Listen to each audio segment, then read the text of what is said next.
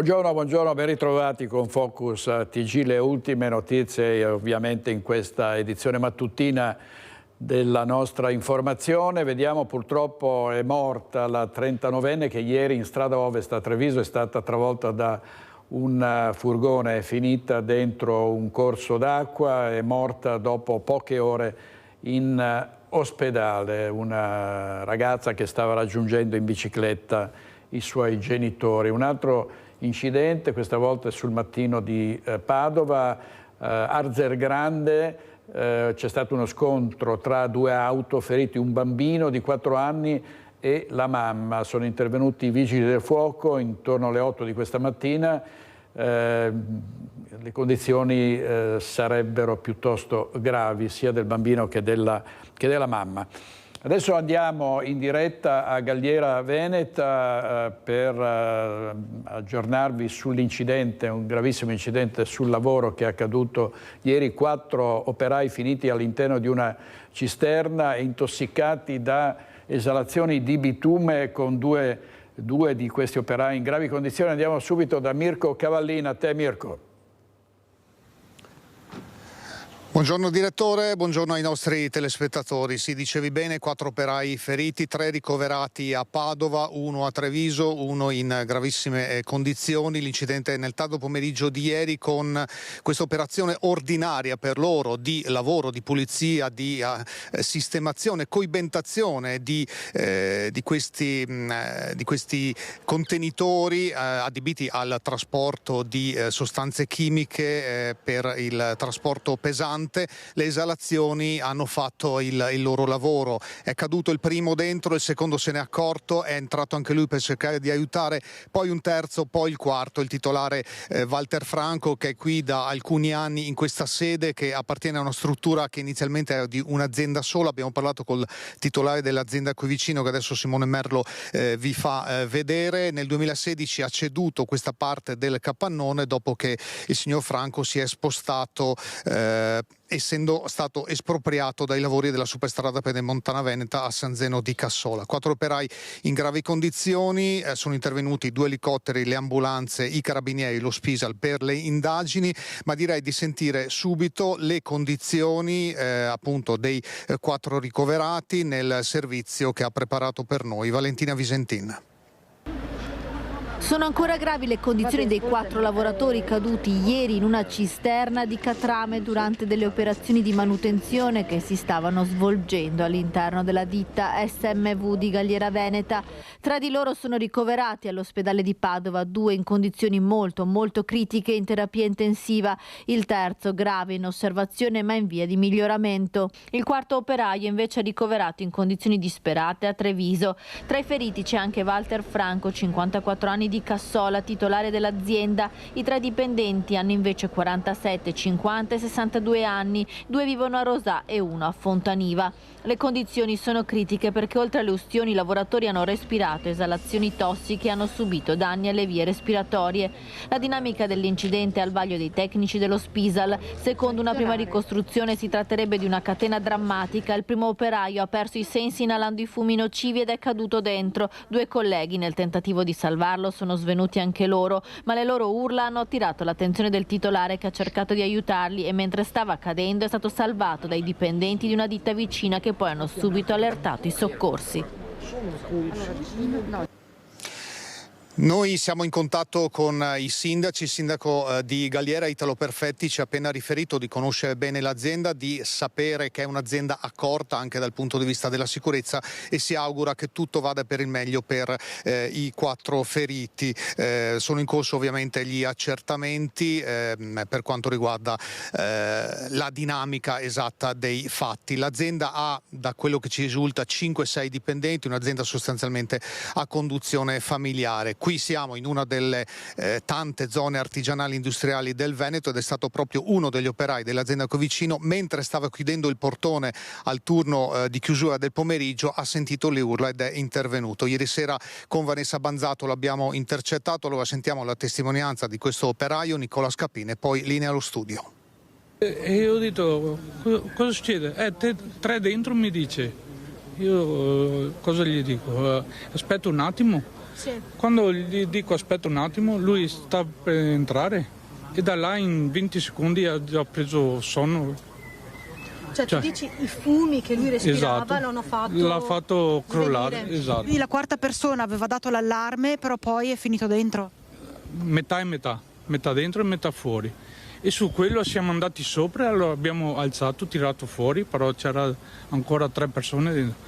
Dopo abbiamo chiamato il pronto soccorso e 118, quello che serve, e quando è arrivato i vigili del fuoco ci ha detto datemi una mano a tirare fuori le persone, e abbiamo tirato fuori Walter, che è il titolare, e dopo mi hanno detto, il mio titolare mi ha detto vieni via, e sono andato. Anche il titolare era dentro? Sì, il titolare Walter era dentro, l'ho tirato fuori e dopo ho dovuto venire via. E c'era le persone addette. Lei è stato, appunto, ha sentito gente che urlava? All'inizio. È stata la persona che vi ha avvertito che poi è finito dentro? Sì. E dopo l'abbiamo tirato fuori, che era il primo. Il primo lo abbiamo tirato fuori, e dopo per secondo abbiamo tirato fuori Walter, e dopo gli altri 2 non ho più visto, perché sono venuto via. Quindi. Il titolare era cosciente quando l'avete tirato fuori? Respirava a malapena. E anche l'altra persona? Sì. Però speriamo. Dentro la cisterna cosa c'è? Betume. Catrame. Quindi i fumi possono averli storditi? Sì, in 20 secondi erano andati tutti. No, si sentiva l'odore anche da fuori a 10 metri, era molto acre il profumo. Il fatto che fossero scivolati? No, era proprio il gas, il gas li ha fatti addormentare in 20 secondi? Sì. Pochissimo proprio. 20 secondi per il tempo di dirgli non andare giù, a metà tra Scala e si era già addormentato. Questo era un dipendente, quindi Sì. quinto fuori, no? No, il quarto. Il quarto fuori e 3 erano... 3 dentro. Ok. Erano in 4. Ok.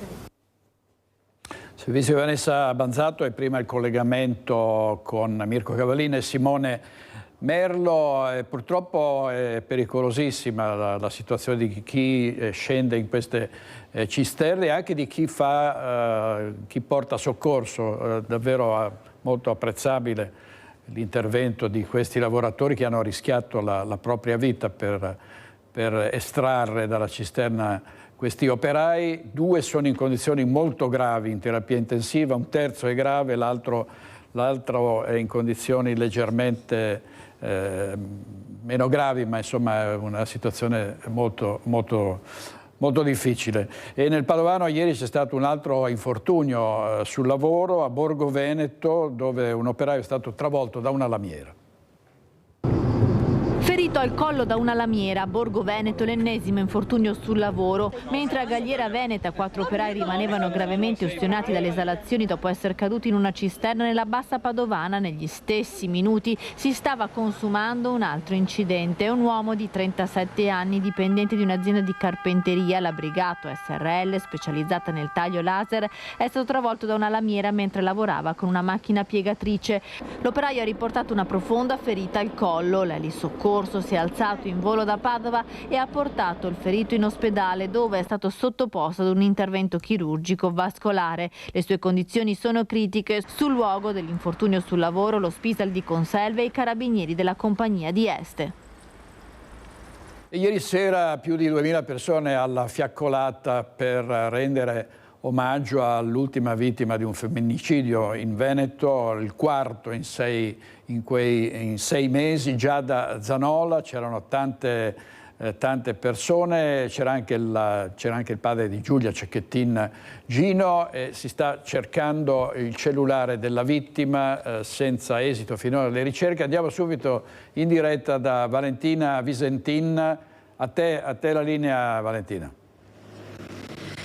Sì, buongiorno direttore, infatti vedete la polizia scientifica, gli agenti della polizia scientifica che oggi sono tornati nella casa di Giada Zanola e Andrea Favero. Qui sono riprese questa mattina molto presto le ricerche del cellulare di Giada Zanola, ricerche che si stanno concentrando nel giardino dell'abitazione, anche nel pozzo che vedete ripreso in questo momento dal collega Federico Cibotto, e anche all'interno dell'abitazione dove pochi minuti fa sono entrati i poliziotti. Manca il cellulare rimasto attivo fino alle 4 di notte del delitto, cellulare che gli inquirenti vogliono recuperare anche per avere traccia delle foto di lividi ed ecchimosi che Giada nei giorni prima di essere uccisa aveva mandato alle amiche, a testimonianza delle violenze che stava subendo nell'ultimo periodo durante i litigi con il compagno Andrea Favero. Vedete, i poliziotti sono al lavoro, sono entrati in casa anche con una telecamera, stanno cercando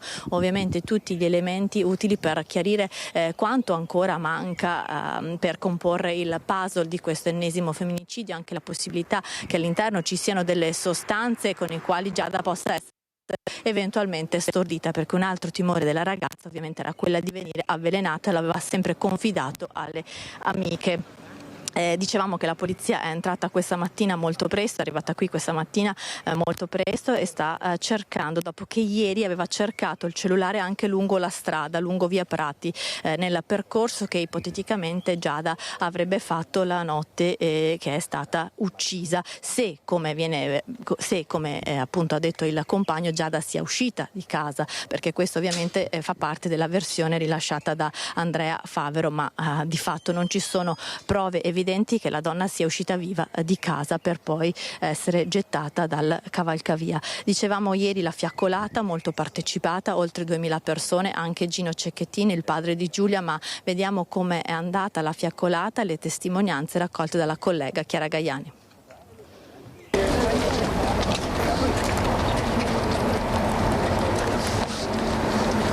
Un cammino composto, le fiaccole rosse accese, il silenzio. Alle spalle del cartello "L'amore non uccide", Gino Zanola, il papà di Giada e i suoi figli Daniel e Federica, a fargli quasi da scudo dopo aver parlato a lungo con la famiglia, il sindaco di Vigonza, Gianmaria Boscaro, primo cittadino di una comunità stretta nel dolore. Dalla casa di Giada 2000 persone raggiungono il cavalcavia di via Prati e qui un brivido scuote tutti. Preghiamo perché il Signore accolga Giada e tutte le donne vittime di violenza fra le sue braccia e tocchi il cuore di Andrea e di tutti coloro che si rendono responsabili di violenze contro le donne. Io penso anche che questa fiaccolata rappresenti una foresta che cresce sempre di più, di gente che ha deciso di dire basta a questi fatti, di dire basta alla violenza nei confronti delle donne. Non solo il papà e i fratelli di Giada Zanola, sono degli zii e dei cugini arrivati da Brescia, queste rose blu. Con che spirito avete fatto questa autostrada terribile? Lei è lo zio, vero, di Giada? Si chiama? Ivo. Lo spirito è una settimana tremenda. Passata a pensare sempre a lei. L'aveva sentita da poco Giada? Sì, sarà stato un mesetto, ma non c'era nessun problema. Allora l'abbraccio di Gino Cecchettini, che qui doveva esserci, perché ogni donna che muore è un dolore che si aggiunge a dolore. Tra i presenti gli amici di Giada. Enzo conosce il nuovo compagno della donna. Io lavoro dove Giada doveva iniziare. Mi ha fatto gli auguri per il mio 40° compleanno, che ho compiuto gli anni il martedì, dopo il mercoledì sappiamo bene cosa è successo. Molto speciale, molto sorridente, molto solare, una ragazza amabile. Da uomo che effetto le fa leggere queste cose? Mi vengono i brividi. Non riuscirei mai, neanche a immaginare una cosa del genere, sinceramente. Tanti non la conoscevano, ma qui dovevano esserci. E ho la maglia rossa per comunque portare un messaggio, insomma, che noi donne soprattutto siamo abbastanza deboli in questo contesto. Mi piacerebbe che queste manifestazioni servissero a sensibilizzare le donne a scappare prima che sia troppo tardi, perché tanto non penso che la vinceremo mai sta battaglia, l'unica cosa è metterci in salvo. Continuiamo ad assistere impotenti a questi eventi. Stavamo proprio commentando prima con i nostri amici che il verso di Salvatore Quasimodo, l'uomo del mio tempo, non è cambiato nulla. 3 generazioni di donne qui per Giada. Bisogna, fin da piccola deve essere presente in certe situazioni, è inutile nascondere. Ho 9 anni. Come mai sei qui? Sono qua per soltanto dimostrare per Giada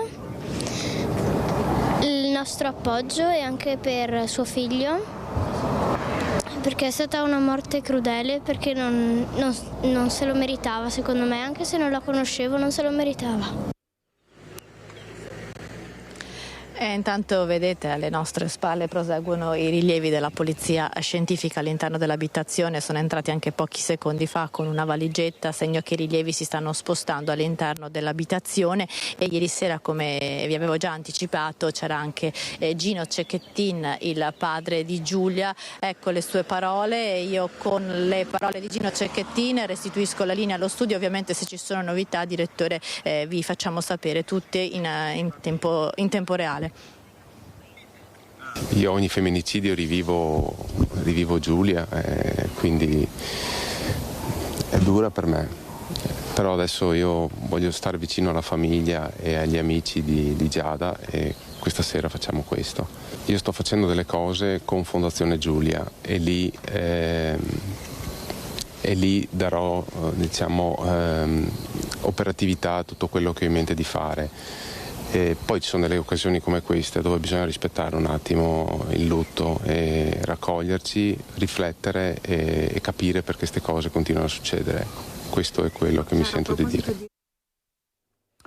Le parole di Gino Cecchettin, grazie a Valentina Visentini e a Federico Cibotto, collegati da Vigonza. Adesso andiamo a Treviso, davanti al tribunale ci sono Daniela Sizzia e Francesca Pezzo, perché vi dicevo in apertura è morta la donna investita da un furgone ieri in strada Ovest a Treviso, e poi c'è l'attesa per la sentenza a minoranza. Sentiamo subito Daniela Sizzia, a te.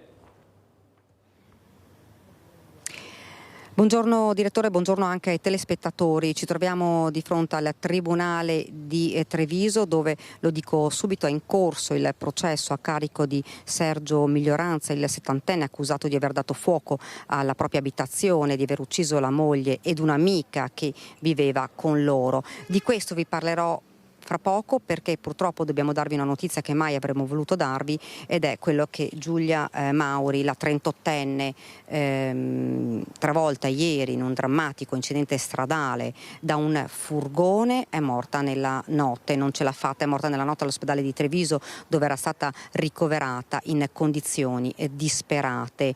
La donna era in sella alla bicicletta quando, proprio all'incrocio con via Pisa, è stata travolta dal mezzo condotto da un 22enne che l'ha letteralmente trascinata in un canale, ha sfondato il parabrezza del ponticello ed è finito nell'acqua. Pensate che alcuni testimoni avevano raccontato di aver visto l'incidente e sono accorsi per aiutare il 22enne alla guida del furgone. Quando sono arrivati lì si sono accorti della povera Giulia che aveva il volto in acqua. L'hanno portata sul ciglio della strada, hanno iniziato a rianimarla, purtroppo troppo gravi davvero le condizioni della donna che è morta questa notte. Si dovrà capire perché l'uomo ha invaso la corsia, è finito sulla pista ciclabile, perché ha perso il controllo del mezzo. Qualcuno dice un malore, altri dicono una distrazione. Ovviamente saranno gli inquirenti a doverlo stabilire. Certo è che la procura aprirà un fascicolo nei confronti del 22enne per omicidio stradale. Ed ora invece passiamo al processo di Sergio, a carico di Sergio Miglioranza, che è iniziato intorno alle 9:15. Lui si trova in aula, in questo momento sono in corso le repliche sia da parte del pubblico ministero Anna Andreatta, che ha ripercorso tutta la vicenda e ha focalizzato i punti essenziali dell'accusa, e sia della difesa, l'avvocato Rossella, che ha invece ripercorso quelli che sono gli elementi della difesa, dicendo, parlando di una vita disordinata di Miglioranza, e che soprattutto non aveva alba di poter riscuotere l'assicurazione, perché quello è il punto. Incendio che è avvenuto nel 2020, lo ricordiamo, a giugno, in piena pandemia. L'uomo avrebbe dato fuoco all'abitazione con inneschi all'interno e all'esterno della casa, tanto da creare un rogo imponente, dove sono morte, lo ricordiamo, Franca Fava, 68 anni, e la 72enne Fiorella Sandre, un'amica che viveva con loro. Secondo l'accusa, l'hanno sempre ribadito, l'uomo puntava a riscuotere il premio di assicurazione sulla vita della moglie. Ora ci sono le repliche, subito dopo si riuniranno i giudici in Camera di Consiglio per la sentenza. Ricordiamo che il pubblico ministero ha chiesto per Sergio Miglioranza l'ergastolo, mentre lui si è sempre dichiarato innocente. Oggi, lo ricordo, è in aula e sentirà la sentenza, che dovrebbe arrivare nel tardo pomeriggio, perché, come vi ho detto, sono ancora in corso le repliche non solo del difensore, non solo della pubblica accusa, ma anche dei legali, delle parti civili e dell'assicurazione. Questo è quanto qui dal Tribunale di Treviso. La linea, direttore, torna a te. Grazie. Grazie molte a Daniela Sizzia e a Francesca Pezzo. E noi adesso colleghiamoci con la nostra redazione di Udine, che sta realizzando un'edizione straordinaria sulla tragedia del Natisone, dolore e commozione alla Camera Ardente per le 2 ragazze finora ritrovate. Sentiamo. Che c'è appunto un'indagine per verificare se sono stati chiamati i soccorsi più vicini, quelli più... E questo secondo me è una cosa che dovrà essere fatta, però purtroppo questo non ci porterà indietro le 2 ragazze, però è opportuno farlo, perché se dovesse ripetersi il stato di emergenza bisogna chiamare il servizio d'emergenza, che ha anche le attrezzature per poter fare interventi in tempo reale. Quindi queste cose qua le facciamo per evitare che si ripetano, perché poi alla fine trovare il colpevole purtroppo è poco utile. Una delle giovani frequentava l'Accademia delle Belle Arti a Tiepolo, quindi viveva la città a Udine. Come comune voi che cosa farete per queste famiglie? No, noi adesso abbiamo già dato una disponibilità di sostegno a queste 2 famiglie, adesso dobbiamo verificare le modalità. Noi sappiamo che l'Accademia delle Belle Arti è tra l'altro un'istituzione che noi abbiamo sostenuto, ho partecipato all'inaugurazione della sede nuova, è un'iniziativa che ha arricchito l'offerta formativa della città, e quindi io esprimo anche vicinanza al presidente e al direttore della scuola. È una tragedia che li ha colpiti e noi come comune faremo tutto quello che è utile anche per le famiglie. Adesso dovremo eventualmente, se sarà necessario, magari verificare con loro se hanno bisogno di un sostegno, di che tipo. Grazie. Bene, grazie allora. Grazie. Allora, questa era la diretta della nostra redazione di Udine sulla tragedia del Natisone. Poi ci collegheremo in diretta con Stefano Giovanpietro per avere gli ultimi aggiornamenti, ma intanto questo era sindaco di Udine ai nostri microfoni. Vediamo il dolore delle famiglie dopo il ritrovamento dei 2 corpi. Si sta ancora cercando il ragazzo di 25 anni, Christian, che era insieme a loro. Lo sforzo delle ricerche è teso sempre a mantenere viva la fiammella di speranza, ed è difficile, forse impossibile, immaginare la tremenda sensazione di chi è impegnato 24 ore al giorno su questo frangente, e quando la scoperta arriva, ma a venire ritrovato è soltanto il corpo. Un colpo durissimo per chi, come il volontario Emanuele Marini, ha dovuto toccare con mano lo sgretolamento delle speranze delle famiglie di Patrizia e di Bianca, pensando alle giovani vite spezzate in maniera così tragica. Si va perché si spera di dare una mano. Si va perché sarebbe bello trovare le persone vive, no? È difficile. Toccare con mano certe cose va oltre qualsiasi preparazione. Io ho alcune preparazioni a livello acquatico, ma è difficile perché quando sei lì che devi tirarla fuori da un anfratto, pensi magari ai figli che hai a casa, pensi si poteva fare qualcosa prima. Ho avuto, non so, non mi ritengo fortunato di averla trovata, però sì, sono contento che sia conclusa la cosa, perlomeno, perché è difficile per i genitori che aspettano. Per questo conta il supporto psicologico, è fondamentale, anche se le risposte alle domande probabilmente non arriveranno mai. Confrontarsi, parlare, sfogarsi, a pensare a tutte queste cose ci pensano gli psicologi, che al campo base delle ricerche fronteggiano un fardello davvero pesante. Ovviamente gestioni difficili, di sentimenti difficili, e quindi si cerca di mantenere comunque la presenza e il supporto, anche se i momenti che vivono le famiglie sono diversi. Rimane un grandioso punto di domanda. Il lavoro che si è fatto è stato quello di cercare di interrompere queste domande in questo momento per lasciar fluire quello che è il dolore, la sofferenza naturale, e insomma sarà un tempo molto lungo, insomma, per rispondere a questa domanda, se mai si troverà risposta. Più tardi ci collegheremo in diretta con la nostra redazione di Udine per sapere cosa ha detto poco fa il procuratore della Repubblica. C'è un'inchiesta, si parla di possibile omicidio colposo, un'indagine che ovviamente procederà nei prossimi giorni. Intanto il Ministro della Protezione Civile vuole vederci chiaro sul soccorso dopo l'allarme lanciato dai ragazzi investiti dalla piena del Natisone. Si sta parlando di possibili ritardi. Musumeci ha chiesto al prefetto di Udine una dettagliata relazione.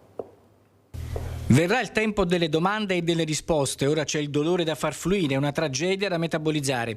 Per i familiari di Patrizia, Bianca e Christian un fardello che le accompagnerà per tutta la vita, ma è inevitabile che gli interrogativi ci siano già adesso e qualcuno deve dare una risposta, anche solo per allontanare definitivamente il sospetto che qualcosa nella macchina dei soccorsi non abbia funzionato come si deve. La Procura ha aperto un fascicolo senza indagati che mira appunto a fare solo chiarezza. Il ministro della Protezione Civile Nello Musumeci ha chiesto al prefetto di Udine Domenico Leone di preparare una dettagliata relazione sulle prime attività di intervento dopo l'allarme lanciato dai 3 ragazzi travolti dalla piena. Atti dovuti, non certo stimolati dalle polemiche alimentate sui social. Questo è bene sottolinearlo. Il primo atto dei magistrati è stata la richiesta di acquisizione dei tabulati relativi alle chiamate di aiuto. L'iniziativa della Procura mira anche a verificare se tra i vari enti coinvolti nei soccorsi ci siano stati problemi di procedure. Si discute se invece di attivare l'elicottero dei Vigili del Fuoco di Venezia non fosse più opportuno attivare quello del soccorso sanitario della Sores del Friuli Venezia Giulia, con un tecnico del soccorso alpino a bordo. Fare chiarezza è quanto mai opportuno, lo si deve a Patrizia, Bianca e Christian, alle famiglie ed ai soccorritori che hanno fatto il possibile e anche di più. Allora adesso sentiamo le ultime novità sulla morte di un grande campione di karate, Comparin, cordoglio, commozione, ma soprattutto il sospetto che qualcosa non sia stato diagnosticato e non in tempo per salvargli la vita. Vediamo. Un'inchiesta per accertare le cause della morte di Loris Comparin, il campione di karate deceduto venerdì all'età di 46 anni. La procura ha deciso di effettuare un'autopsia sul corpo del 4 volte campione del mondo che potrebbe essere effettuata già venerdì. Per questo è stata annullata la cerimonia funebre che si sarebbe dovuta celebrare domani ad Arsiero. Andrà chiarito se l'uomo possa essere morto di setticemia. I familiari che hanno presentato un esposto ricordano che Loris era stato colpito da forti dolore alla gola e febbre e per questo si era rivolto al proprio medico di base per farsi prescrivere appositi farmaci. Il 15 maggio scorso però l'aggravarsi delle condizioni mediche ha costretto l'uomo a rivolgersi al pronto soccorso, da dove però era stato dimesso. Tornato successivamente era stato infine ricoverato. L'infezione alla gola sarebbe peggiorata nelle settimane successive fino alla morte dell'uomo. Di nuovo in diretta con Udine c'è Stefano Giovanpietro per la tragedia del Natisone. Gli ultimi aggiornamenti dopo la conferenza stampa del procuratore. A te Stefano. Sì, grazie per la linea. Siamo su due fronti, ci siamo divisi. Alle mie spalle la Camera Ardente, dove sono le salme ricomposte di Patrizia Cormos e di Bianca Doros, però diamo spazio prima a quella che è la cronaca giudiziaria, perché alle 11 si è tenuta nel comando di Udine dei Carabinieri la conferenza stampa del procuratore Massimo Lia, che ha subito chiarito come sia stata aperta un'indagine per omicidio colposo contro ignoti. Questo è un fascicolo che viene aperto, il classico atto dovuto, qualcuno aggiunge doveroso, sulle sollecitazioni anche da parte di alcuni media se qualcosa poteva essere fatto meglio dal punto di vista dei soccorsi, che però in ogni collegamento noi ribadiamo comunque essere davvero impagabili da parte dei Vigili del Fuoco, Protezione Civile, Croce Rossa, tutti anche i privati cittadini che mettono a disposizione le loro conoscenze per questa tragedia che ha colpito tutta la regione e che ha visto morire appunto la 20enne Patrizia e la 23enne Bianca, con Christian 25enne ancora disperso, con le ricerche che proseguono. Però come dicevamo è giusto fare chiarezza con quelle che sono state le tempistiche dei soccorsi, soprattutto all'interno di questa indagine. È stato chiarissimo, il procuratore non è entrato nel merito di nessuna questione, la principale è proprio quella dell'elisoccorso, del perché sia partito l'elicottero drago dall'aeroporto di Venezia, 120 km, invece che dalla base del soccorso alpino di Premariacco, molti meno chilometri. È arrivato infatti in 8 minuti prima del drago di Venezia, nonostante fosse partito dopo. Questo è quello che non torna e che verrà comunque chiarito dalle indagini. Quello che è emerso è che alle 13:29 c'è stata la prima chiamata di Patrizia, proprio dal cellulare di Patrizia Cormos al numero unico d'emergenza 112, ovviamente in preda al panico. Sono state 4 le chiamate, una senza risposta, anche qui da chiarire perché, e poi anche una invece soltanto la segnalazione di privati cittadini che erano lì sul ponte romano a osservare queste 3 persone abbracciate, attaccate alla vita e che alla fine non ce l'hanno fatta. Mezz'ora dalla situazione di apparente tranquillità al fiume in piena, questo è passato, così come anche il tempo dell'arrivo dei soccorsi, con 25 minuti dalla prima chiamata di Patrizia all'arrivo della prima squadra di soccorso. Si farà chiarezza. Sul secondo fronte, direttore, qui parliamo invece di una Camera Ardente. Come vedete le troupe televisive sono tantissime, c'è all'interno della Camera Ardente, che è off limits dalle telecamere, però ci siamo affacciati, ci sono delle famiglie disperate, ovviamente distrutte, che cercano conforto tra di loro qui alla casa funeraria Mansutti. Come da rituale, da tradizione del popolo ortodosso, le ragazze sono vestite con abiti da spose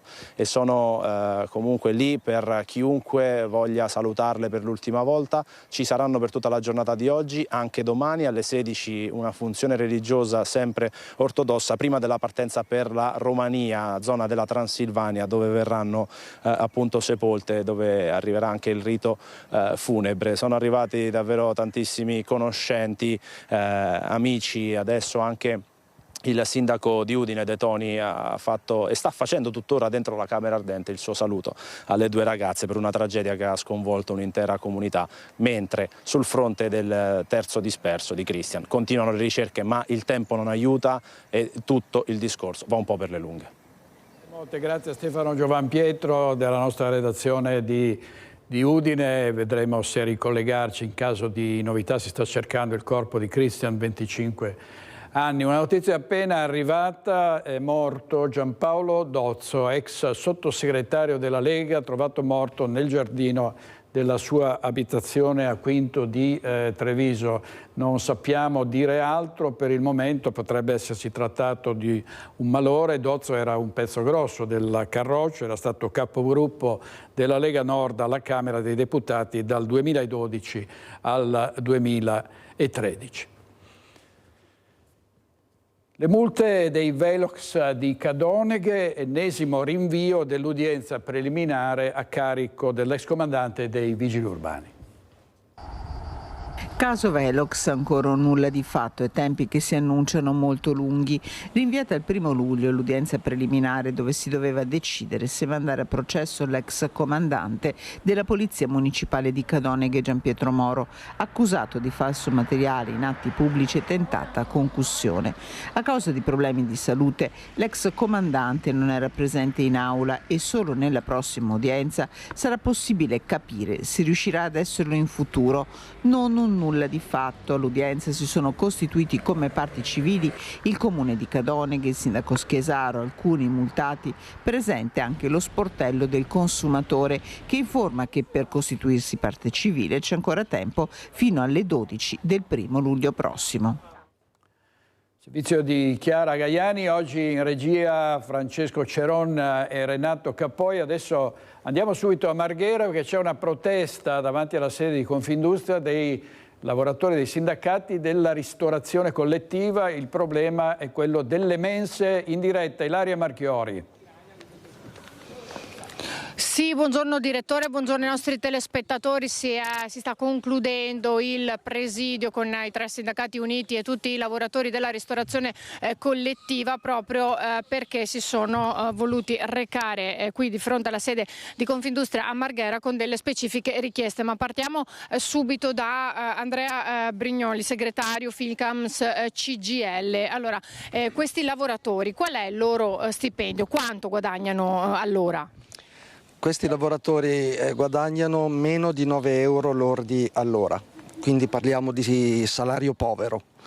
E l'altro problema è che sono lavoratori e lavoratrici prevalentemente donne e che fanno un lavoro di fatica.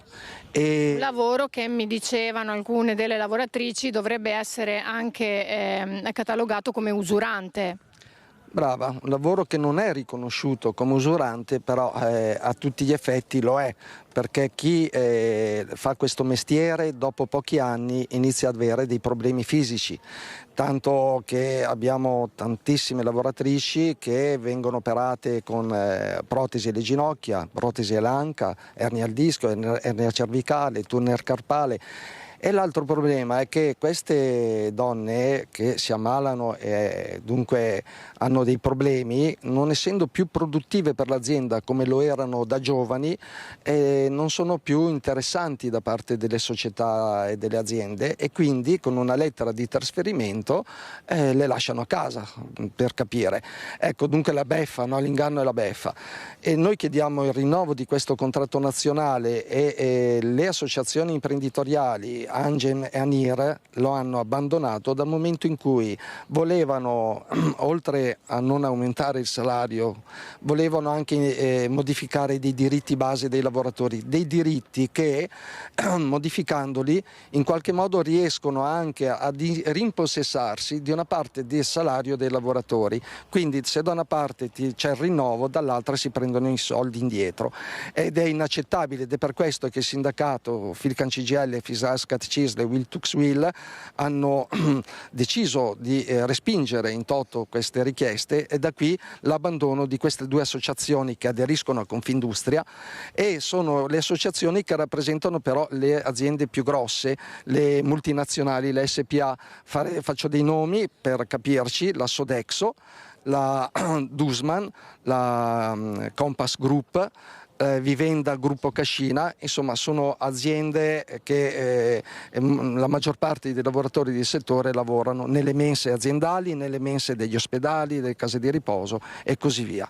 Ecco, allora abbiamo sentito anche Fisascat CISL, siamo con Nicola Pegoraro. Quali sono le vostre richieste? Su che cosa voi non avete intenzione di mollare? Ma ci sono diverse cose, dall'aumento del salario con l'inflazione alle stelle, c'è una salvaguardia anche perché queste lavoratrici, non lo dice mai nessuno, lo diciamo noi come sindacato, hanno subito diversi cambi appalto, quindi non è che è il primo cambio di appalto alcune persone e queste persone qui si alzano alle 3 di notte per andare a lavorare e danno una mano agli ospedali, alle mense scolastiche, alle mense delle prefetture, delle questure, quindi sono delle persone che dalle aziende sono trattate un po' così così, ma diciamo che sono delle persone che proteggono i nostri cari anche nelle case di riposo, danno da mangiare, quindi sono servizi essenziali che vanno dati alle persone e alla comunità, in questo caso di Venezia e tutta la provincia. Ecco, ringraziamo Pegoraro e Brignoli, Fisascat, CISL e CGIL per essere stati qui con noi e averci detto qual è la battaglia che stanno portando avanti i sindacati insieme ai loro lavoratori. Io qui da Marghera restituisco la linea allo studio. Grazie Ilaria Marchiori, al nostro operatore Sandro Ponchio. Vediamo un'altra protesta, che è quella dei cittadini del quartiere Ferrovieri di Vicenza, che temono che il parco Lanerossi possa essere minacciato dai cantieri della TAV. Sentiamo, ci racconta tutto Daniele Garbin. Ci troviamo all'ingresso del bosco Lanerossi dell'ex pettinatura Lanerossi nel quartiere dei Ferrovieri, un'area di verde molto ampia che molti vicentini sicuramente non conoscono, perché è stata riaperta recentemente, perché un comitato di ragazzi cittadini si sta dando da fare proprio per proteggerla. Siamo con Elena Guerra. Che rischio corre questo parco? Allora, il parco che vedete è il parco industriale della ex fabbrica Lanerossi fallita 30 anni fa. Qua in 30 anni si è riprodotto un bosco bellissimo, dentro abbiamo trovato tassi, caprioli, faine, c'è di tutto, e il rischio che corre questo parco, questo bosco, è quello di diventare cantiere industriale, che per definizione è un'opera temporanea, per cui noi ci troviamo di fronte al fatto che dove c'è il verde e dove ci sono gli alberi verrà fatto il cemento per i cantieri del TAV. No? Esatto. Questo è il cantiere. Questo è. Non è solo il cantiere, ma c'è anche la strada, la nuova via dell'Arsenale, che mangerà un pezzo di bosco. Okay? In questo bosco sappiamo che c'è anche una ricca biodiversità e soprattutto delle eccellenze, un'unicità. Di che cosa stiamo parlando? Stiamo parlando del liquidambar, che è questo albero centenario che ha delle dimensioni particolarissime, visto che è cresciuto completamente spontaneo. Dove si trova lì nella piantina? Nella piantina del liquidambar, adesso andiamo a vederlo, però è circa qua, quindi in mezzo al cantiere. Noi siamo andati a vederlo proprio con la responsabile, per cui adesso sentiamo l'intervista e vi portiamo a visitarlo. Questa è la pianta, l'albero più importante del parco.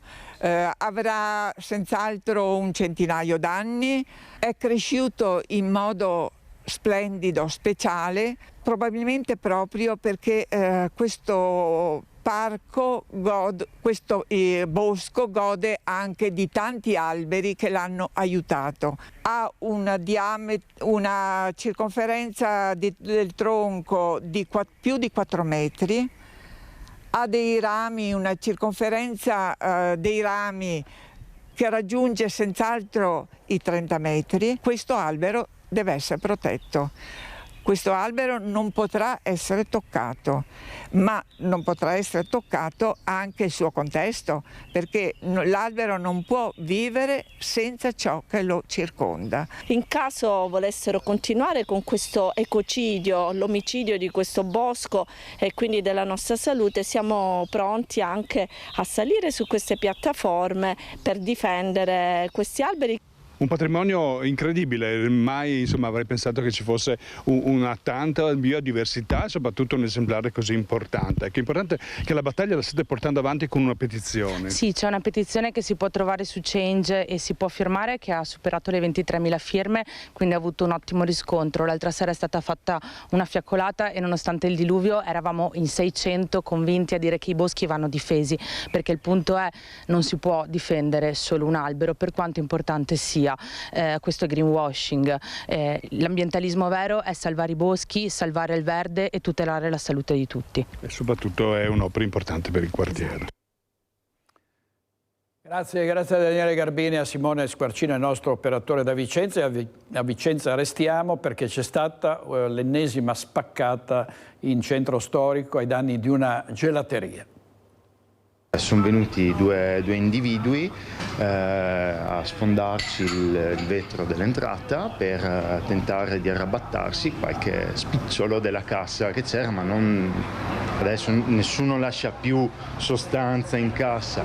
Pochi Pochi spiccioli lasciati come fondo cassa e sono scappati immortalati dalle telecamere di videosorveglianza dopo aver spaccato il vetro più stretto della porta d'ingresso per poi entrare. Ma quello che resta per la gelateria Brustolon di Contrapusterla sono i danni da riparare, vetrate da risistemare, tamponate momentaneamente con un pannello di legno. È stato più tutto il danno e il tran tran dopo di dover pulire, arrabattarsi per riuscire a tenere chiuse le porte durante le notti finché non venissero a sistemarle. I danni e la pulizia, perché ovviamente sfondando si sono tagliati, più tutta la rottura di scatole che ci sta dietro. Ecco. Esercizio pubblico che fa i conti con almeno un'infrazione all'anno e oltre ai colpi andati a segno ci sono quelli tentati anche in altri locali, nelle immediate vicinanze del centro, come è successo in Contrà Santa Lucia. Si rinnova l'SOS a tutela delle attività commerciali, spesso nel mirino dei balordi. Non se ne può più, la gente è esasperata perché noi ormai ogni anno abbiamo continuamente infrazioni di questo genere.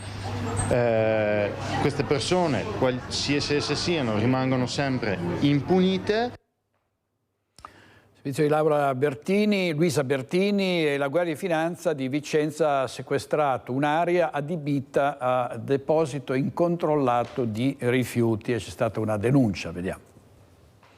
I finanzieri della compagnia di Arzignano hanno sequestrato un'area pertinenziale ad un'autoofficina nella provincia di Vicenza in cui giacevano tonnellate di rifiuti speciali anche pericolosi, con il rischio di sversamento nel terreno di sostanze nocive per l'ambiente. Hanno scoperto un deposito di rifiuti speciali, pericolosi e non pericolosi, dove sono state rinvenute decine di veicoli a motore in stato di abbandono perché privi di parti interne, meccaniche ed elettriche e in pessimo stato di conservazione, nonché contenitori di olio minerale esausto e filtri olio usati esposti agli agenti atmosferici, materiale ferroso vario, cumuli di rifiuti di vario genere per circa 50 tonnellate complessive. Scattata la denuncia. E qui vediamo il giornale Vicenza che pubblica la foto di questa discarica abusiva con tonnellate di rifiuti e rottami e una denuncia conseguente. Una brutta storia invece di violenza ai danni di una giovane prostituta, un uomo, il suo carnefice, l'aveva minacciata anche con delle fiamme dicendo io ti brucerò viva. Sentiamo. Legata con un nastro, avvolta in un lenzuolo, in mano l'aggressore aveva un accendino che ha acceso. Ti brucio viva. La vittima è una 24enne prostituta albanese che, terrorizzata, è riuscita a divincolarsi e fuggire tra i campi. Ha raggiunto una strada più vicina, più trafficata ed è stata soccorsa da alcuni passanti che hanno chiamato il 112 e quindi siamo intervenuti per il soccorso insieme al personale sanitario. Stremata, scalza, con i vestiti strappati e sotto shock, ha riportato alcune lesioni, ma la ferita più difficile da guarire sarà il terrore che ha vissuto in quei drammatici momenti.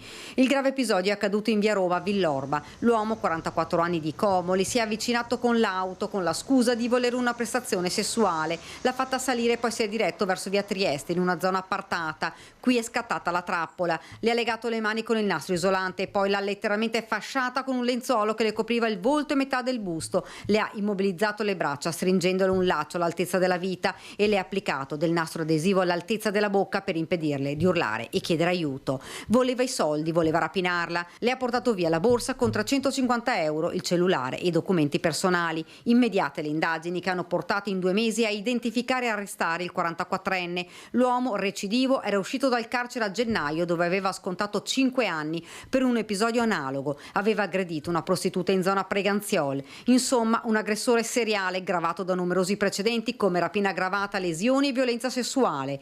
Indagini complicate perché la vittima aveva solo fornito l'indicazione dell'auto utilizzata, una punto rossa. L'attività investigativa che la stazione Carabinieri di Villorba ha svolto è passata attraverso il setaccio delle telecamere che ci sono in quella zona e in quel territorio e attraverso le varie telecamere che fortunatamente garantiscono e concorrono nella sicurezza del territorio, sono riusciti a individuare il frame, il passaggio di una macchina, una punto rossa appunto, che è risultato utile ancorché non si leggesse la targa. Poi gli accertamenti hanno portato a individuare l'auto dell'aggressore nei pressi di un esercizio commerciale, accertando come la stessa fosse intestata alla madre dell'indagato. Il 44enne aveva premeditato l'aggressione, in auto aveva tutto, nastro e lenzuolo. L'arresto è avvenuto a Silea, a casa di un'amica. I carabinieri hanno dovuto fare intervenire i vigili del fuoco perché si era barricato dentro e non voleva uscire. Poi le trattative lo hanno portato a desistere, ora in carcere a Treviso con l'accusa di rapina pluriaggravata.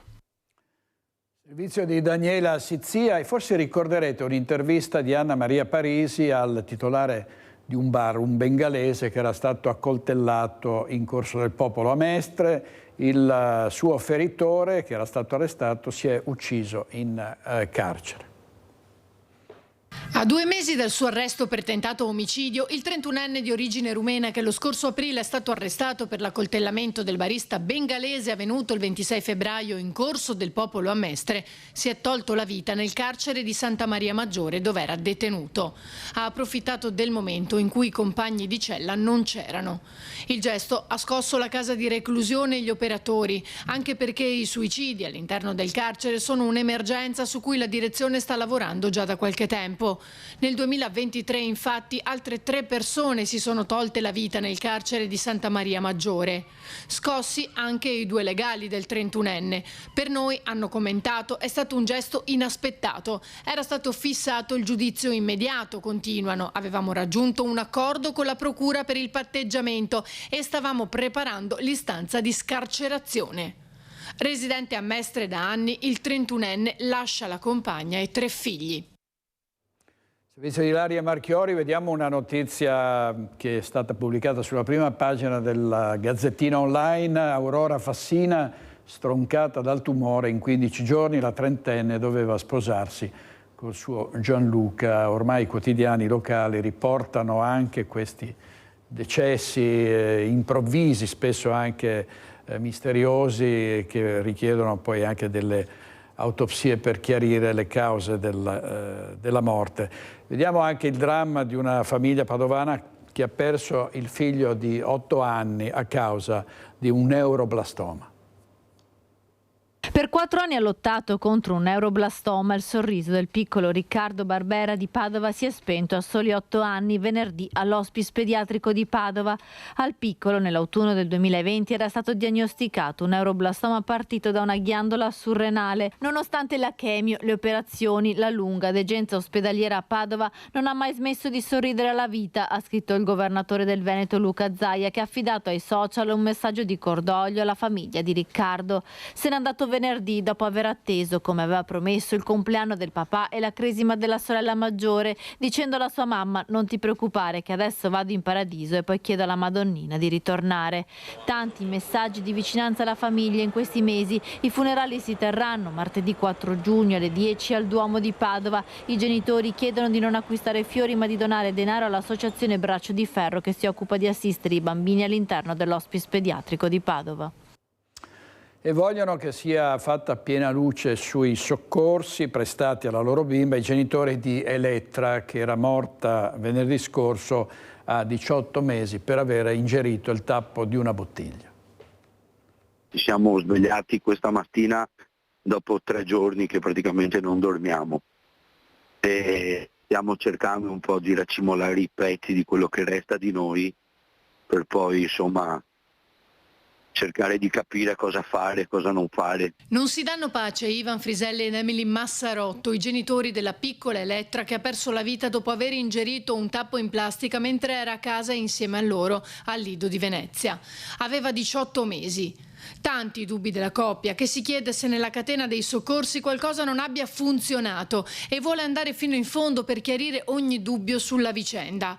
Elettra infatti è stata portata prima al monoblocco del pronto soccorso del Lido, dove è stato poi chiamato l'elisoccorso da Treviso, che una volta atterrato con dei paramedici a bordo non è ripartito per un guasto al motore. Quindi si è reso necessario l'intervento di un secondo elicottero, questa volta da Padova, dove la bimba poi si è spenta. La sua morte, dice il papà, non deve essere vana. Hanno aspettato che arrivasse il medico da Treviso per toglierlo. E il medico da Treviso non l'ha tolto subito. Sarebbe passata circa un'ora, secondo quanto riferito dai genitori, mentre Elettra lottava con tutte le sue forze. Perché non l'hanno tolto subito, si chiede la coppia, a cui è stato anche detto che al Lido non c'è l'apparecchio per vedere dove fosse l'ostruzione. Ci hanno detto che c'è un macchinario per vedere le ostruzioni di questo tipo, che però al monoblocco loro non ce l'avevano e non avevano la possibilità di fare una tracheotomia, aprire e togliere il tappo, perché appunto non avevano questo macchinario per vedere dov'era l'ostruzione e non potevano ovviamente tagliare a casa. Bastava ci fosse un medico competente e il macchinario lì. In un secondo vedevano subito dov'era. Il dubbio della famiglia è uno: quel macchinario in dotazione all'ospedale poteva salvare la loro bambina? In un'isola come quella in cui vivo io, che è il Lido di Venezia, non ci sia un pronto soccorso con un medico caparbio e che non ci sia una struttura minima per garantire il servizio a queste 20.000 persone, che sono quasi tutte famiglie con bambini, che ci sia un minimo di sicurezza, se qualcuno, che la morte di mia figlia non sia vana. Ecco. Non è possibile che io sono arrivato al pronto soccorso, che c'era la sbarra chiusa, non potevo neanche entrare con la macchina, sono dovuto saltare dentro al marciapiede con la macchina. Sono entrato, non c'era nessuno, ho dovuto urlare perché venissero fuori.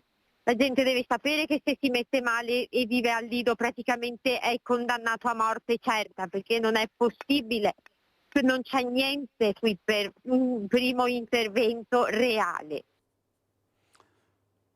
Comprensibili la rabbia e il dolore di questi genitori. Ieri sera a Focus abbiamo parlato delle tragedie del nord-est, dei femminicidi, abbiamo parlato dello scontro tra Lega e Quirinale. Sono volati gli stracci tra Gio Formaggio di Fratelli d'Italia e Stefano Dalla Zanna dell'Alleanza Verdi Sinistra. Sentiamo un brano di Focus di ieri sera. Insomma, il ritrovamento dell'auto con tutti gli effetti personali dentro fa pensare al peggio ed è una cosa molto molto brutta. Insomma, è stato un fine settimana veramente di disgrazie in tutti i fronti in Veneto. Però, direttore, voglio tornare sul discorso di prima. Perché dico che il patriarcato non c'entra niente? Perché la mafia non esiste. No, è lo stesso discorso. Lascio di fare un ragionamento che magari tu hai permesso a me di fare il ragionamento. Sì, ma il tuo era sbagliato. È quello il tuo ragionamento. Il tuo è sbagliato a prescindere. Sbagliato. Il tuo è sbagliato a prescindere. Allora, possiamo dire nella tristezza, nell'angoscia e nella brutalità di quello che abbiamo sentito è successo e che sta succedendo a tantissime donne in Italia, purtroppo. Lasciamo stare gli stranieri, le percentuali e tutto, perché io dico, io perché ce l'ho con gli stranieri? Perché già abbiamo problemi con gli italiani, quindi se il fratello di Gio Formaggio è un delinquente bisogna bastonarlo, quindi figuriamoci se bastono mio fratello se non faccio altrettanto con chi viene da fuori Italia e non ha mai contribuito a fare niente per l'Italia. Però una cosa sulle ragazze, sapete cosa? Prima dovete denunciare, quando è stato suo figlio a avere problemi ha fatto il garantista. Dovete denunciare. Non capisco niente, nessuno non capisce niente. Lasciatemi finire. Allora, quello che dico, direttore, è che insegniamo alle ragazze che quando sia Cecchettini. Questa è lo scontro tra due dei nostri ospiti. Ieri sera a Focus c'è molta tensione perché sono in vista anche le elezioni dell'8 e del 9 di giugno e c'è stato uno scontro tra la Lega, il Colle e il Quirinale sulle parole del Presidente Mattarella che ha parlato il 2 giugno di sovranità europea. Salvini ha detto insieme al senatore Borghi della Lega altro che sovranità europea, qui bisogna parlare della sovranità italiana, non ci importa niente dell'Europa, più Italia meno Europa e via dicendo. Sentiamo cosa ha detto su questo scontro il candidato alle europee, coordinatore di Forza Italia in Veneto, Flavio Tosi.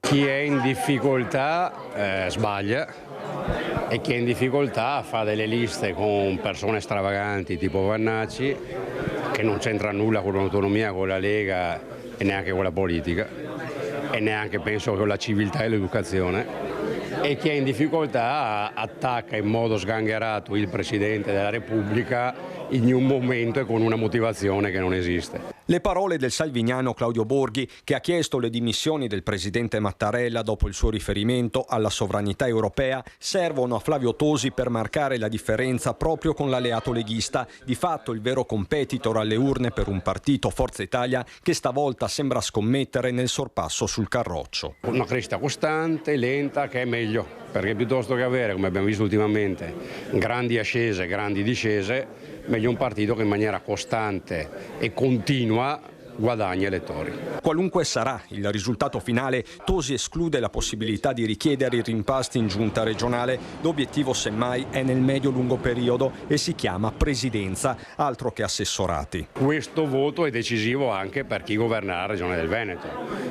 Non essendoci, perché ormai l'ha ammesso anche Salvini, il terzo mandato, perché non ci sarà, e quindi la partita è fra Lega e Fratelli, fra Forza Italia e Fratelli. Ma per arrivare a Venezia si passa per Bruxelles, dove a sentire Tosi non si può prescindere dal dialogo con gli altri grandi paesi fondatori. L'Europa uno può piacere o non piacere, è da migliorare, sì è da migliorare, ma non è da smontare. C'è chi diceva che bisogna uscire dall'euro, che l'Europa è il nemico. L'Italia, se uscisse dall'euro, sarebbe finita. Siamo il paese con rapporto debito-PIL, insieme alla Grecia, il peggiore d'Europa. Altro esempio qua vicino, il Brennero, abbiamo l'Austria, il Tirolo che fermano i tir italiani. Se ci fosse un'unica Europa, non è che, per dire, come se firmassero i tir tra la Lombardia e il Veneto, non può essere e non deve succedere neanche in Europa. Questo era Flavio Tosi di Forza Italia. Andiamo in pubblicità 2 minuti e poi torniamo ancora con la politica e con la cronaca.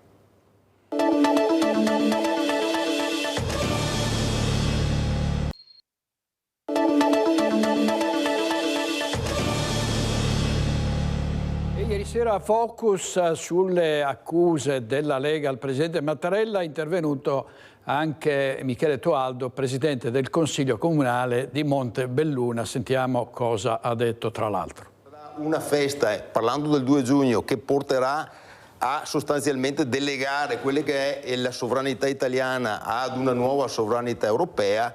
Cosa mi vuol significare? Mi stai dicendo Mattarella è tornato per un momento un uomo del PD, perché in quel momento lì cosa mi vuol fare significare? Esiste una Costituzione che la sinistra brandisce come una clava quando si parla di autonomia o di presidenzialismo, parlando anche molte volte a vanvera. Esiste un articolo 1 della Costituzione che dice che la sovranità appartiene al popolo.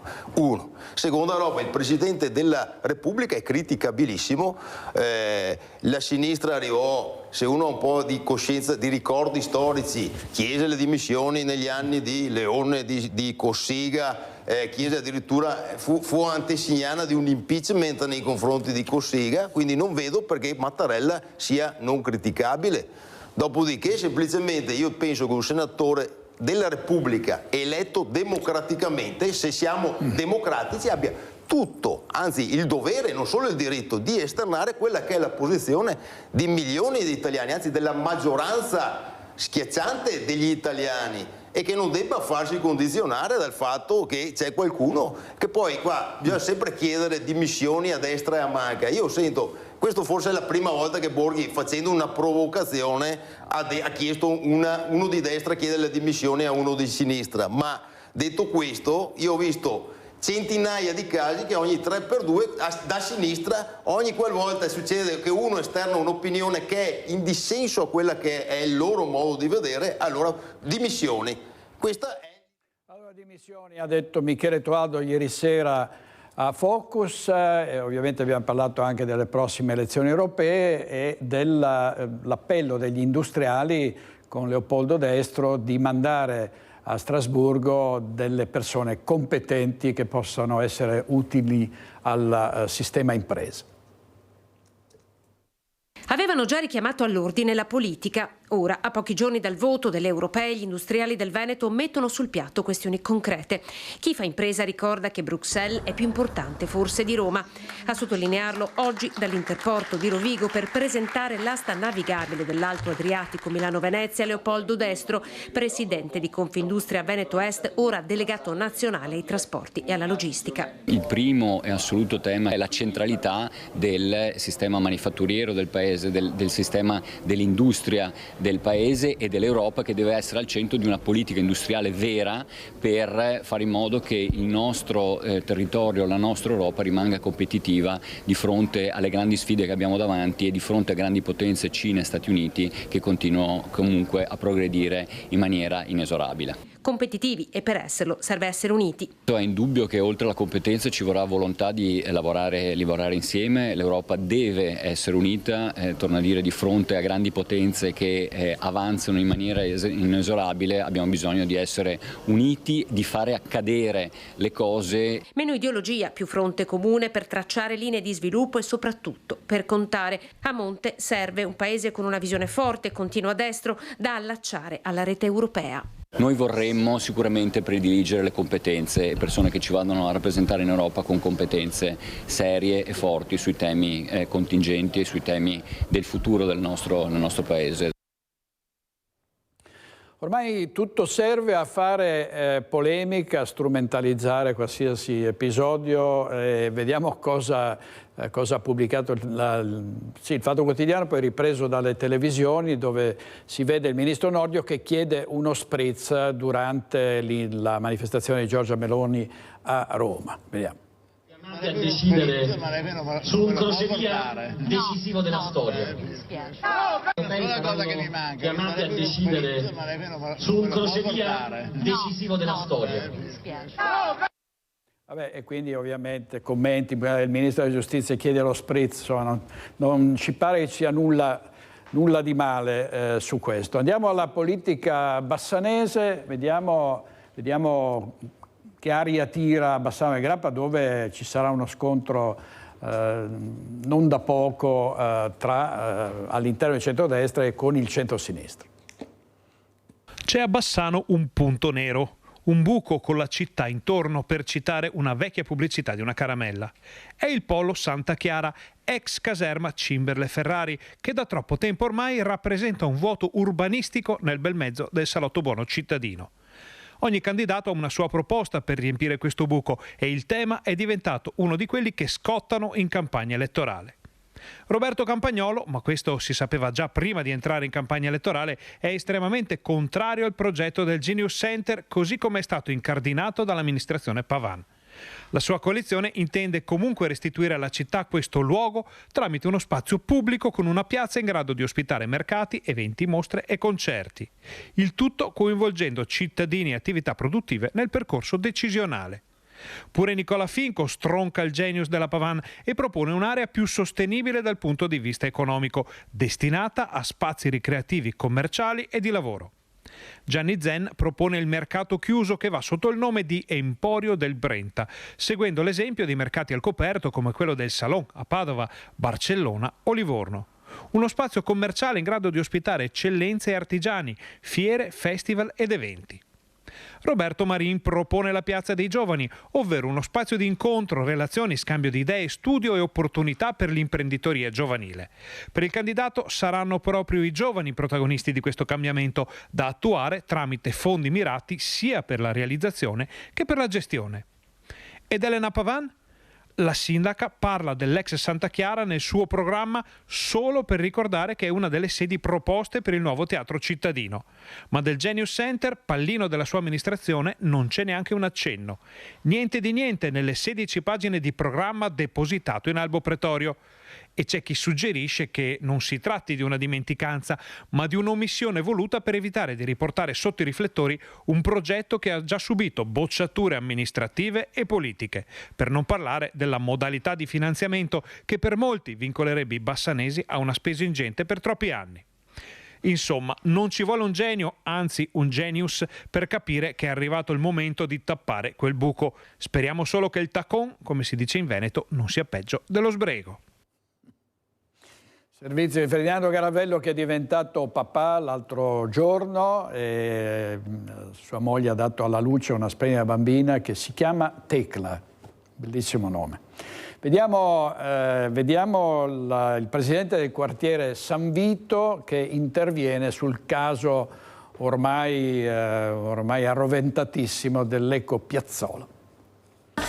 La cittadinanza era stata informata, il quartiere era stato informato? Allora, questo progetto risale al 2017, ETRA provò a portare avanti questo tipo di raccolta differenziata e che fu bloccato all'epoca. È rimasto nei cassetti e improvvisamente è venuto fuori con la delibera di aprile. Noi l'abbiamo preso dai giornali e ne avevamo parlato in consiglio di quartiere, ma sembrava una cosa che fosse molto lunga. Il PNRR ha dato soldi all'ETRA che deve spenderli entro il 2026 e quindi l'ETRA adesso è partita lancia in resta per cercare di spendere questi soldi a fondo perduto. Risponde così Stefano Monegato, presidente del quartiere San Vito, che si è momentaneamente autosospeso in virtù del fatto che risulta candidato nella coalizione a sostegno di Elena Pavan.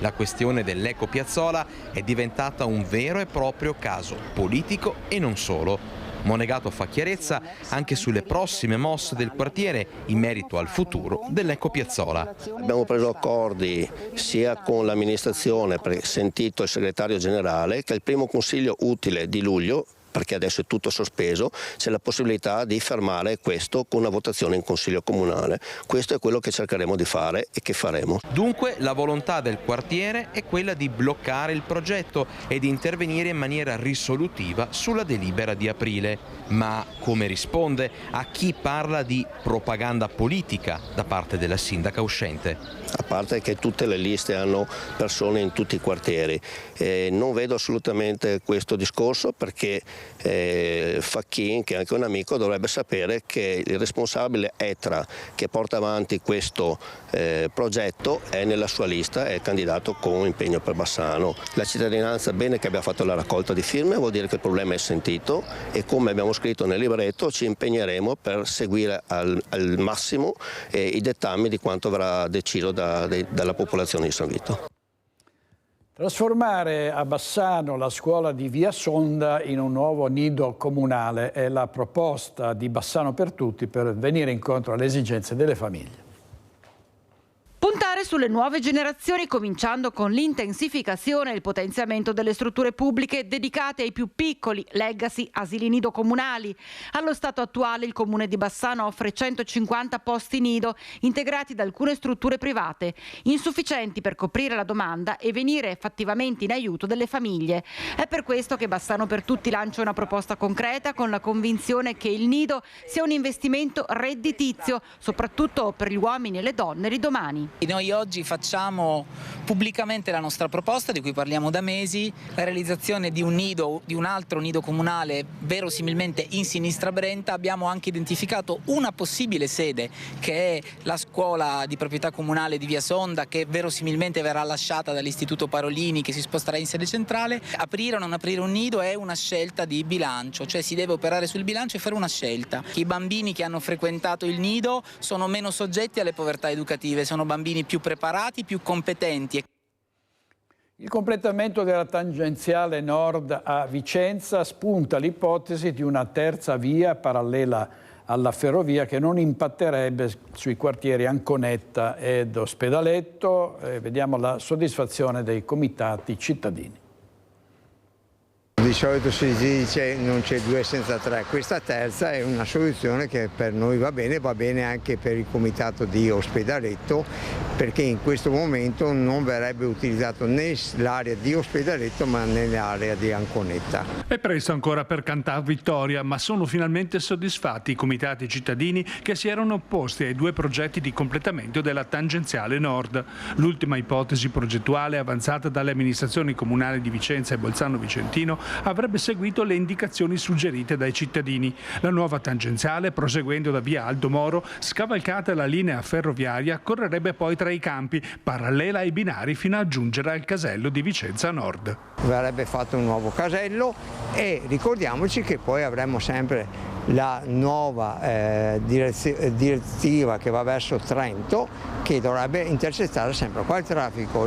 Cosa voglio dire? Voglio dire che quest'area qua diventerà in futuro un punto di smistamento del traffico che arriva da Treviso, non solo per la Postumia ma che va anche a Trento. Non ci sarebbe quindi lo scavalcamento della Postumia, non sarebbero sfiorati i siti di interesse architettonico-monumentale da imponenti nuovi cavalcavia. I diversi punti critici verrebbero quindi ad essere concentrati e risolti a ridosso di un nuovo casello autostradale. Non era polemica, ma avevamo fatto uno studio che poteva sicuramente essere preso in considerazione.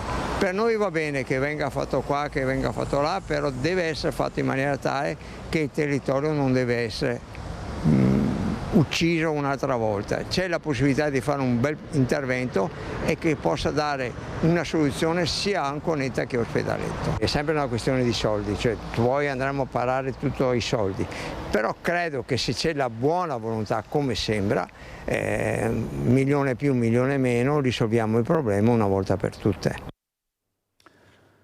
Allora, vediamo a Treviso Confindustria Veneto Est che presenta The European House Ambrosetti, un documento di studio sulle possibilità di sviluppo per le vie navigabili interne padano-venete. Dalla regione i primi 40 milioni per l'innalzamento dei ponti che è necessario a far transitare le navi merci.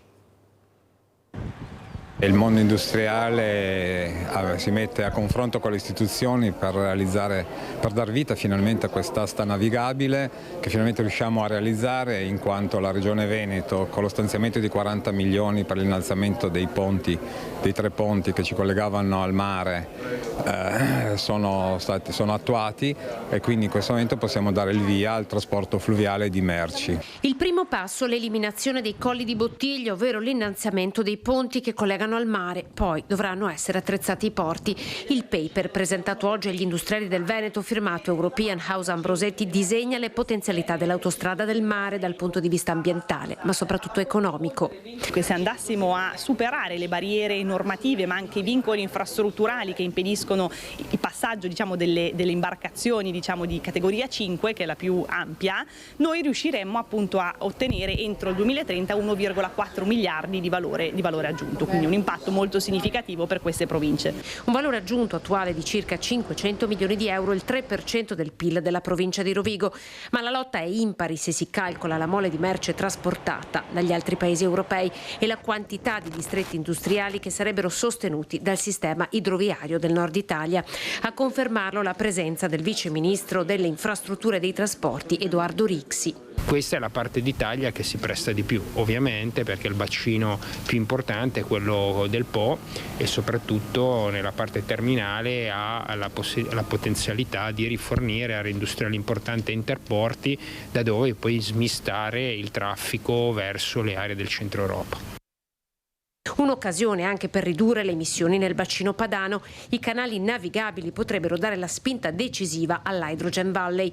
Una sfida da vincere per il presidente destro in un paese leader dell'export, ma che deve assicurare la logistica come asset fondamentale. È giusto ribadirlo, in Veneto ci sono 500 chilometri di vie navigabili, di cui 223 corrono lungo le reti TEN-T. Abbiamo un potenziale per il trasporto fluviale e il trasporto acqueo molto importante. Allora andiamo in pubblicità, altri 2 minuti, state con noi perché poi vedremo, abbiamo altre storie, altre vicende che meritano di essere raccontate. A tra poco.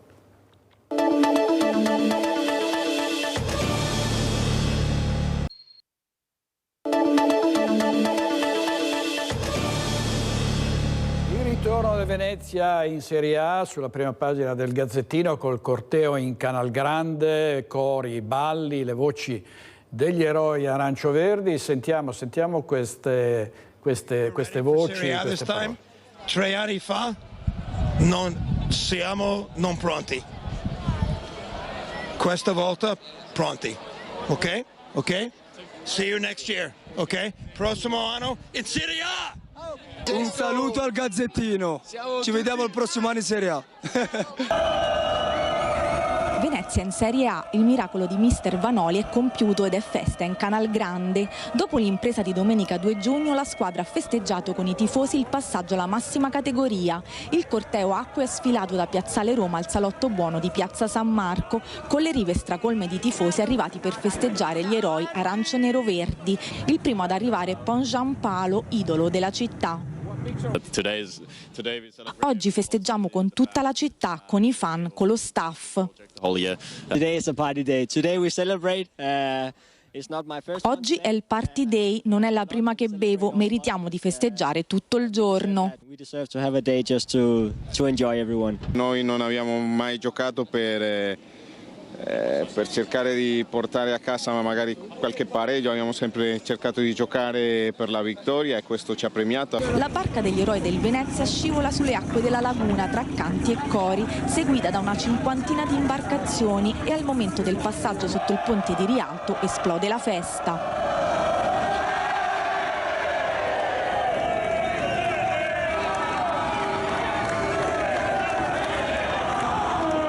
Anche chef Borghese esce dal suo ristorante per salutare la squadra. Poi l'arrivo in Piazza San Marco e l'abbraccio con i tifosi. L'emozione di essere qui oggi? Molta, perché la scorsa volta non ho potuto esserci qui, ma questa volta abbiamo dato a quel paese il lavoro e tutto e ci siamo. Tanta, fortissima, tantissima. Mai stata così forte. Molto emozionato, veramente molto emozionato. Insomma, il capolavoro di mister Vanoli è compiuto, appuntamento in Serie A.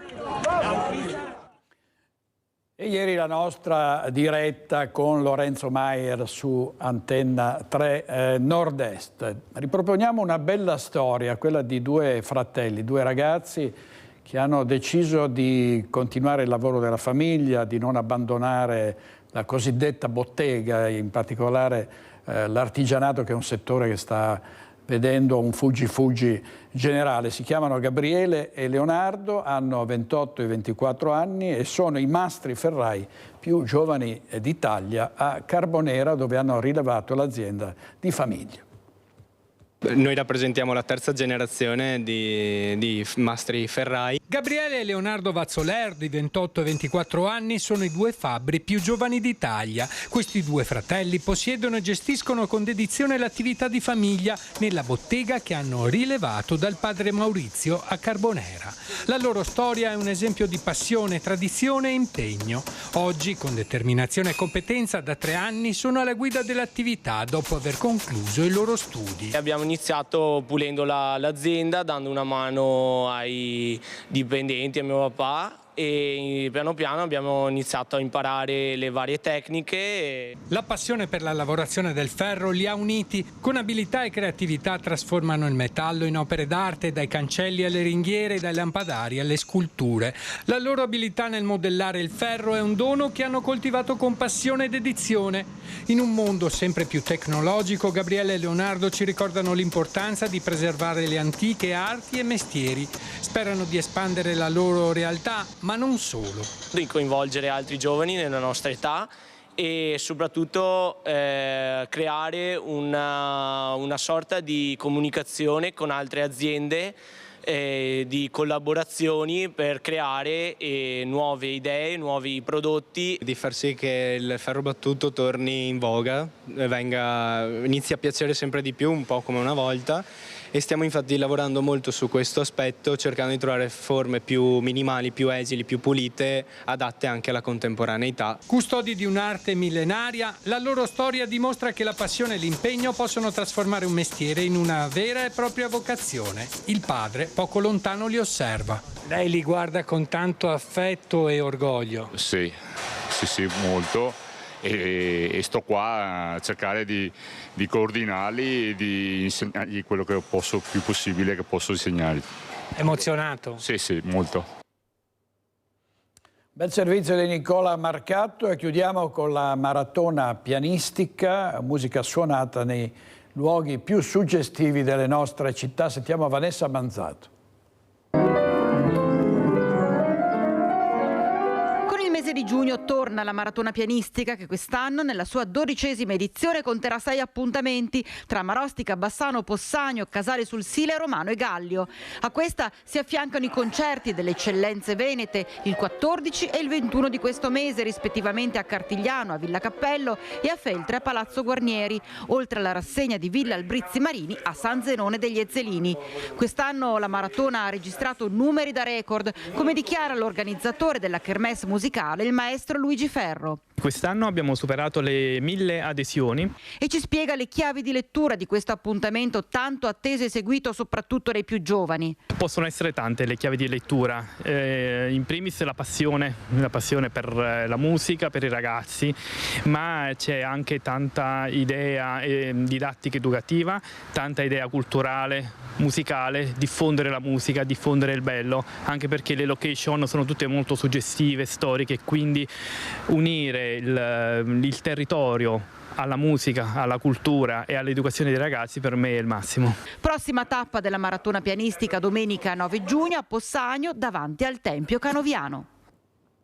È tutto per oggi, grazie per aver scelto Focus TG, grazie a Francesco Ceroan Renato che appoggia in regia. Ci vediamo stasera alle 21:15 con Focus. Buona giornata.